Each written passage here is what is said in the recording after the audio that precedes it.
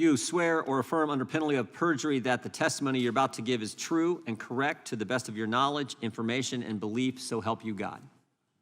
Let the record show that the witnesses have answered in the affirmative. Thank you. And we will start with Dr. Peterson. Mr. Peterson, you're recognized for 5 minutes. And thank you again for being here. Yes, well, I would like to start by expressing my appreciation for the privilege awarded to me to testify here today. It really is an honor to be asked to do so.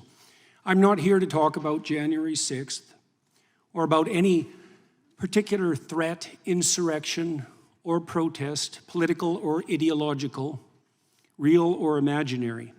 I'm here to talk about the already extant and expanding collusion of government and corporation in restricting the individual freedom and autonomy upon which the productive, generous, and stable psyche, economy, and state are themselves necessarily founded.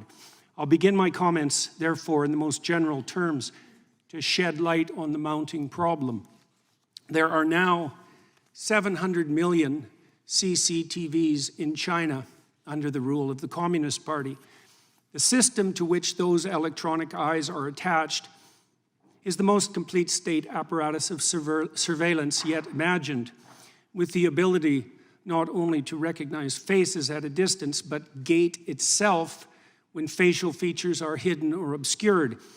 Such capability can and will soon be augmented to the point where the movement of eyes themselves, monitored by high-resolution and intelligent cameras, will soon be sufficient to identify any aware and active party. The demented, naive, and prideful engineers who so enthusiastically helped build this system call it Skynet, after the rogue and all-seeing technology that took such a dreadfully wrong turn in the famous science fiction movie Terminator series, featuring artificially intelligent robot intelligences hell-bent on protecting themselves by destroying humanity. The name also references a well-known Chinese phrase describing the reach of the divine itself. The net of heaven is vast, yet it misses nothing, which aptly describes the capabilities of the new state apparatus.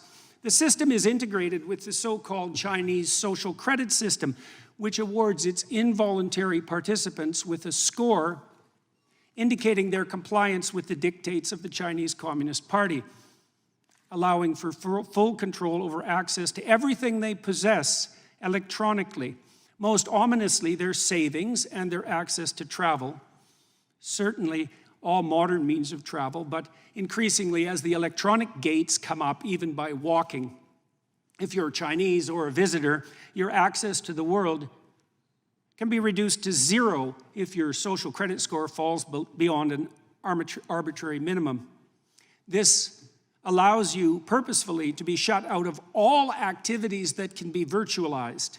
And in a rapidly virtualizing world, this increasingly means all activities: driving, shopping, working, eating, finding shelter, even fraternizing with friends and family, as merely being in the presence of someone with a low social credit score means that your own score can be lowered. This has also opened up the opportunity for the government to extract slave-like labor from its citizens, so burdened, as the donation of free work to the state still constitute one means by which erring Chinese men and women can increase their score and remain part of human society.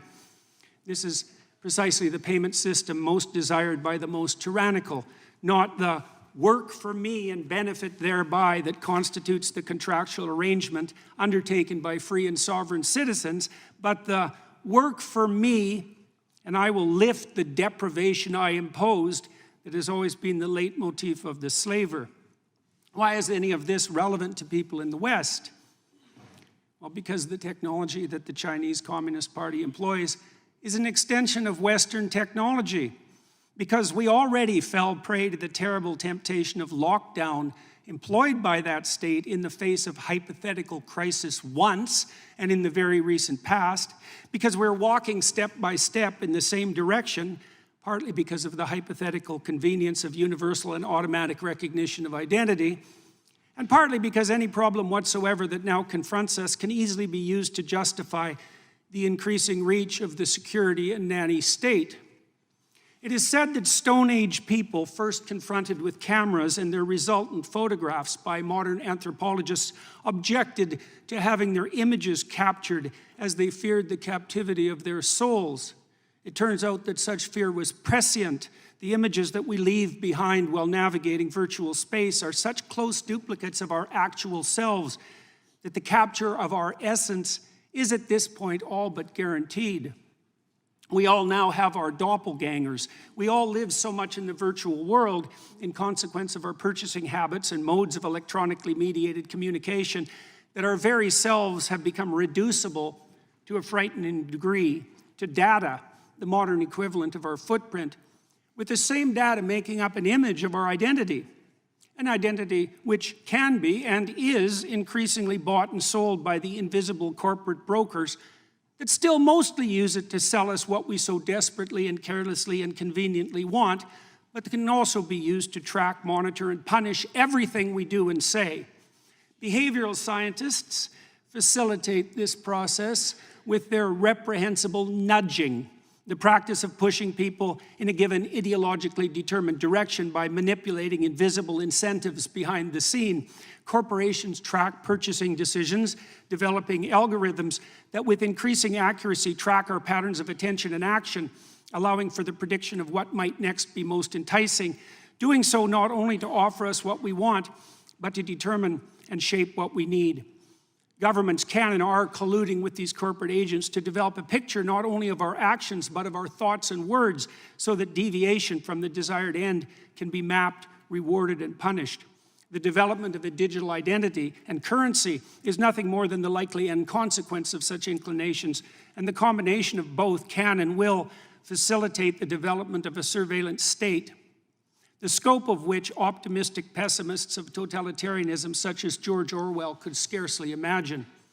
The new AI systems, which are so rapidly emerging, do nothing but increase this danger, providing for the possibility of a super surveillance whose scope exceeds anything that mere unaugmented humans could imagine, while also making it certain that even the perceptions that in the real world shape our attitudes, conduct, and personality can be manipulated to the degree that we will not even be able to see a reality outside which that has been constructed by the superstate, the ultimate fascist collusion between gigantic self-interested corporations and paranoid, security-obsessed anti-human governments.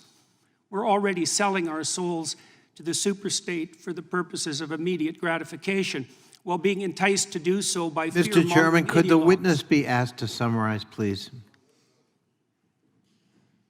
And do I have my 5 minutes or do I not? Yeah. You've gone over 5 Oh, minutes. I'm sorry. I can certainly. If the witness could summarize, we're always a little lenient with the time. If you could summarize. I'll in take a few 10 more seconds. seconds. Sure. With increasing ability to monitor not only the actual attention patterns and behaviors of its citizens, but to predict those that are most likely, the persecution of even potential crime becomes ever more likely. If you have nothing to hide, you will have nothing to fear, will be the slogan commandeered by those most likely to turn to surveillance to protect and control. What was the famous Soviet totalitarian joke attributed to Lavrenti Beria, head of the secret police? Show me the man and I'll show you the crime. Those words were true enough in the time of Stalin's KGB, and the police were secret enough then as well. But that's nothing compared to what we can and likely will produce now. A police so secret that we will not even be able to detect their comprehensive and subtle activity. Monitoring crime so pervasive that everyone under the dictates of the system will have something to hide Regular and order, much to Mr. fear. Chairman.